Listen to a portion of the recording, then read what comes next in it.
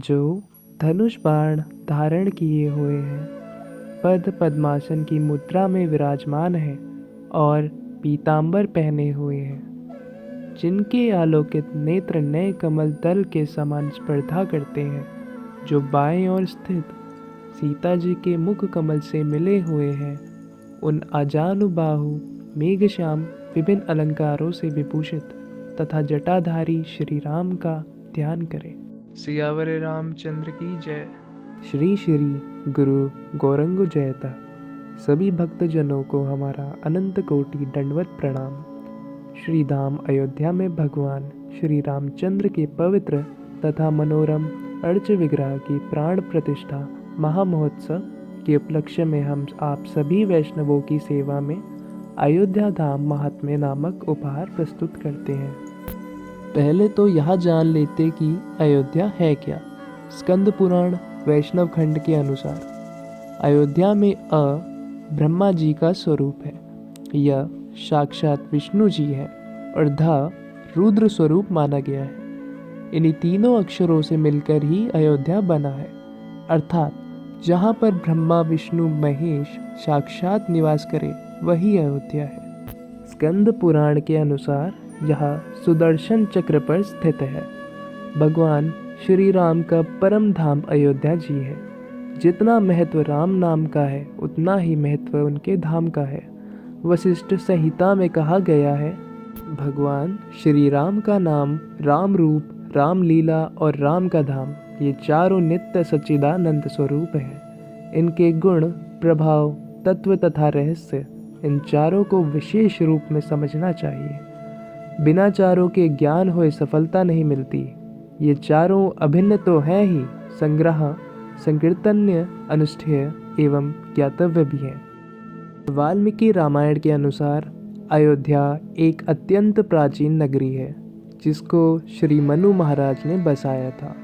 पद्म पुराण अयोध्या महात्म्य में आई कथा के अनुसार मनु ने सृष्टि की रचना करने के लिए ब्रह्मा से अपने निवास स्थान मांगा।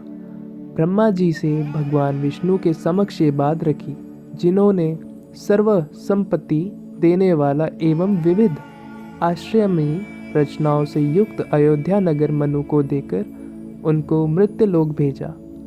महाराज मनु सृष्टि के प्रथम पुरुष हैं, अतः अयोध्या विश्व की आदि नगरी है। आदि नगरी होने के कारण ही सप्तपुरियों में प्रथम नाम अयोध्या का ही आता है। अयोध्या, मथुरा, हरिद्वार, काशी, कांची, उज्जैन और द्वारका, ये 7 पुरियां कल्याण करने वाली एवं मोक्ष देने वाली है।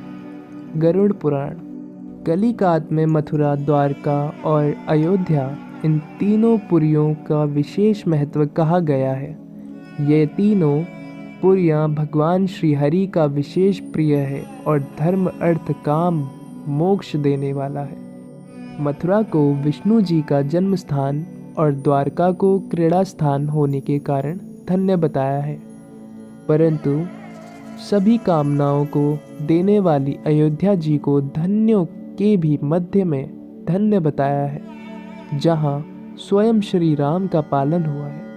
प्रभास और कुरुक्षेत्र में 100 वर्ष से जो फल मिलता है, आधे पल पर अयोध्या में बसते हुए पुरुषों को वही फल मिलता है।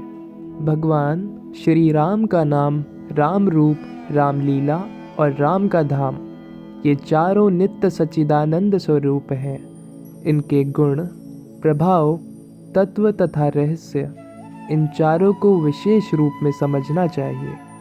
बिना चारों के ज्ञान हुए सफलता नहीं मिलती। ये चारों अभिन्न तो हैं ही, संग्रह, संकीर्तन्य, अनुष्ठेय एवं ज्ञातव्य भी है।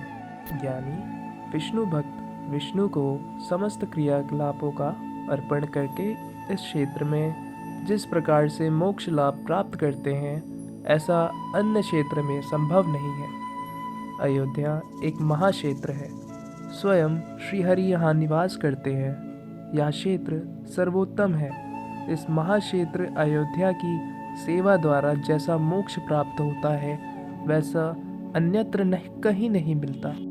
इदं गुह्यतरं क्षेत्रम् अयोध्याभिधमुत्तमं सर्वेषामेव भूतानां हेतुर्मोक्षस्य सर्वदा अस्मिन् सिद्धा सदा देवा वैष्णवं व्रतमास्थिताः नानालिङ्गधरा नित्यं विष्णुलोकाभिकाङ्क्षिणः अभ्यस्यन्ति परं योगं युक्तप्राणा जितेन्द्रियाः। यह उत्तम अयोध्या नामक क्षेत्र अति गोपनीय है। यह समस्त प्राणियों की मुक्ति का हेतु है। इस क्षेत्र में नित्य विष्णु लोक के अभिलाषी जितेंद्रिय देवता तथा सिद्धगण नाना रूपों को धारण कर और प्राणों को संयत करके सतत वैष्णव व्रत का पालन करते हुए परम योग का अभ्यास करते हैं। विषयासक्तचित्तोऽपि त्यक्तधर्मरतिर्नरः इह क्षेत्रे मृतः सोऽपि संसारी न पुनर्भवेत्। यदि धर्मनिष्ठा का त्याग कर देने वाले विषय आसक्त संसारी लोग भी इस क्षेत्र में प्राण त्याग करते हैं तो उन्हें भी पुनः जन्म नहीं लेना पड़ता। जो भजनानंदी यह सुकृति जीव है वे मुक्त हो जाते हैं और जो मनुष्य अयोध्या जी में रहकर पाप करते हैं उनका शरीर छूटने पर वे फिर यही कीट पतंग आदि योनि में पैदा होते हैं और यहाँ फिर शरीर छूटने पर सालोक्य मुक्ति उनको मिलती है। श्री अयोध्या जी में मृत्यु होने से राम धाम प्राप्त हुआ, यह सालोक्य मुक्ति हुई।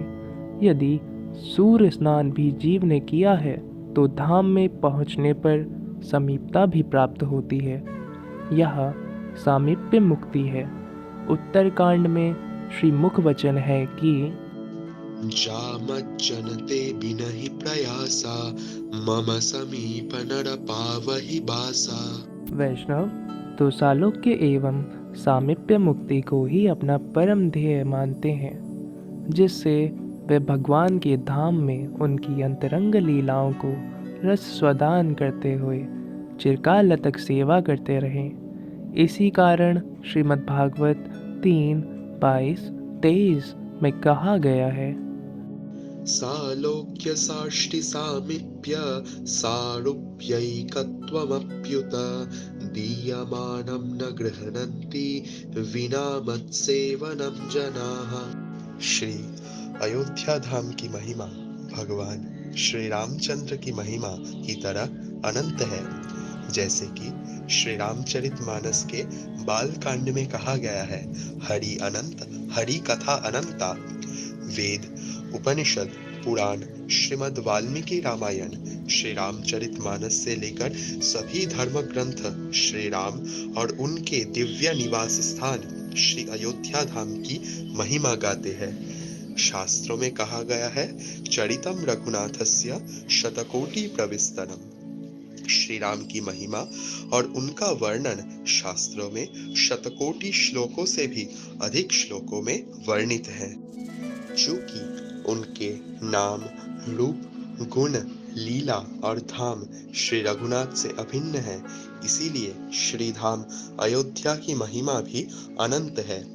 श्री ब्रह्म मध्व गौड़ीय वैष्णव संप्रदाय की गौरवशाली गुरु परंपरा में आने वाले महान आचार्यों की कृपा से सैद्धांतिक सारस्वत सभा ने श्री राम और उनके धाम श्री अयोध्या की महिमा, जो कि अमृत सागर की तरह है, उसके एक बूंद पेश करने का प्रयास किया है।